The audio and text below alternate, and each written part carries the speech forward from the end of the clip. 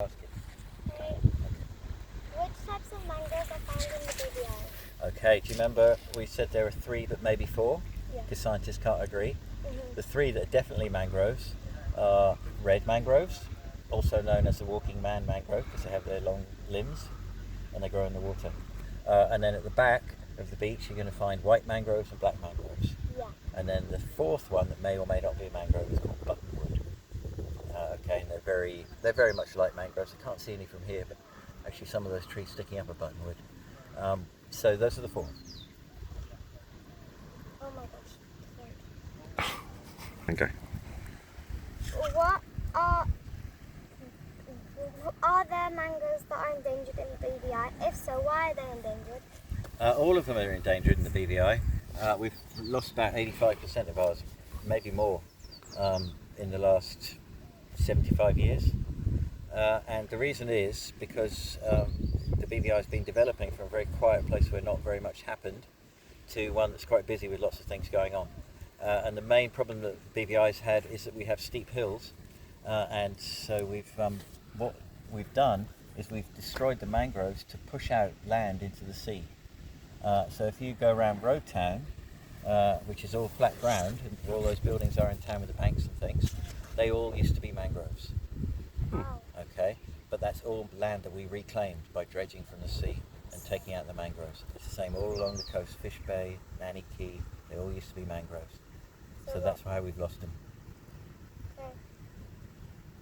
Are there any schemes to replant mangroves? There are. The college, Lavty Stout College in Parakeeta Bay has got a good scheme where they grow the seeds in a sort of nursery and get them to be quite big and strong, and then they plant them out when they're big and strong. And then there's people like me and you who've been planting them today in the wild. And I think there's another one actually, Steve at the lobster farm, he does a few as well. And then you've got sort of businesses that do it. I've heard that Oil Nut Bay destroyed a lot of mangroves up there, but now they're trying to replant. And I heard Necker Island has tried to replant, and so some people do it, where their businesses are as well, or their houses even, like you guys. Yeah, they're very important. They're very important. Yes. Next question. Why are mangroves good for the local environment? For the local environment, they're good. Well, they're good because they are, all those roots in the sea are really good for protecting little tiny baby fish. Okay? And sharks. And sharks, all sorts, yeah. And so it's a fish nursery. So mangrove lagoons are really important for being a fish nursery. It's where baby fish are born and where they can stay safe until they get bigger. And then when they do get bigger, they go out to the sea and live in the reefs and out on the ocean.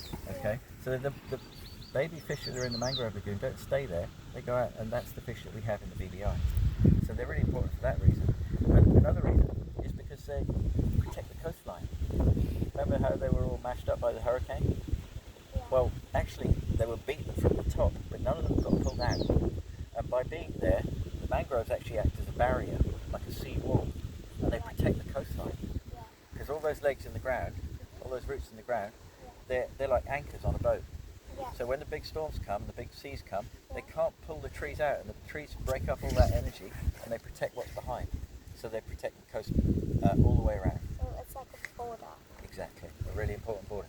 Now there's something else as well, which I haven't told you about. It turns out mangrove ecosystems, lagoons, they're actually grabbing carbon out of the atmosphere more than any other ecosystem on Earth. Have you ever heard of the Amazon rainforests and why they're really important? Because they give us oxygen and they take all the carbon out of the atmosphere that's not supposed to be there. Well, it turns out the mangrove forests take out 10 times more carbon and give us 10 times more oxygen than the Amazon rainforest even. And this is stuff that the scientists have just found out in the last 10 years. And it is absolutely amazing. And it's so important. And everybody in the science world who knows about it is freaking out about it because it's making it like we have to protect all the mangroves we have and we have to grow more. Yeah. Like, they're giving so much oxygen. Yeah. And like, Literally giving us the air we breathe. crazy. Crazy. Which creatures live in mangroves habitats in the BVI? And which creatures are your favourites? Lots of creatures in the water, so lots of little fish, which we could, zillions of them. And the jellyfish, which you met today, the upside down jellyfish. They're called Cassiopeias, their Latin name, and we call them upside down jellyfish. They're probably one of my favourite. But then on the upside, above the water, you've got all these. One thing I really like is all the birds, because you've got all these really sensible land birds like doves. All the doves that we have in the BVI, it's like 5 types or more. They're really smart. They all go and make their nests in the mangroves because there's no predators, there's no cats, dogs, rats that are going to eat their eggs or eat them. So they go to a safe place. They go to the mangroves. All the herons, all the little seabirds that come and go that migrate through the year. So I love them. I love that little brown crab, the mangrove crab, which you met. Yeah. They only live on red mangrove trees, so they're very, really special. Yeah. And they're not scary and they don't hurt you or anything, so they're really cool. Yeah. I don't know if I have a favourite. Because if the mangroves got destroyed, then the crabs would go extinct. All of those go. And then the birds that live on those crabs would Have to find somewhere else, Yeah. and they get scarcer and scarcer. What can we do? Okay, sorry, what's your favourite? I kind of like the baby sharks that live Oh, there. me too. Because what can we do to help protect our mangrove habitats? It's really hard to know because it's at two ends. We have to make sure that everybody knows how important they are, like people at your school and stuff, and your friends and your teachers and so on. But we also have to make sure that the people who make the rules and make all the big decisions, they know how important they are. So that's the politicians and the big, powerful business people and all that. So there's 2 ends of it, and then everybody in between. So I suppose a lot of it is about letting people know how important they are, and if people know, then there's more chance it will protect them. Thank you. You are so welcome. It's been a real pleasure. And if you've got any more questions, get your dad to give me a call, and you can just ask me then to add, or if you need anything clarified. Okay. Well done. Looks like you're doing a good job on this. Yeah. I can't wait to see Oh how wait, it I goes. have one more question. Yeah, go ahead. I didn't write this one down, but how can sargassum help